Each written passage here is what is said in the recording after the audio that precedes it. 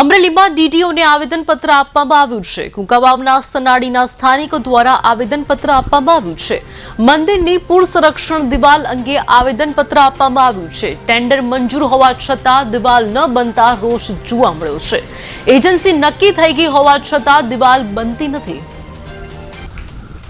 અમે દિવાલ અમારી અટકી છે એની માટે અમે અહીંયા એક આવેદન ડીડીઓ સાહેબને આવેદન દેવા આવ્યા હતા। અમારી માગણી અહીંયા એક માતાજીનું મંદિર છે, બે મોટા હોલ આવેલા છે, ત્યાં બધાય સમાજના ત્યાં લગ્ન પ્રસંગને બધાય સમાજના થાય છે પ્રસંગો બધાય પ્રસંગો ત્યાં થાય છે।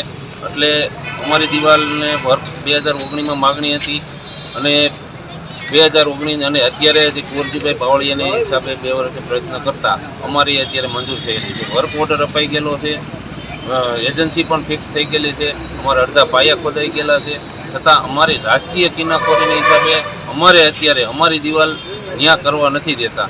તો અમે આની દિવાલ તાત્કાલિક થાય એ માટે અમે લોકો આ બધાને લઈને અમે આવ્યા છીએ ગામ લોકો બધાને।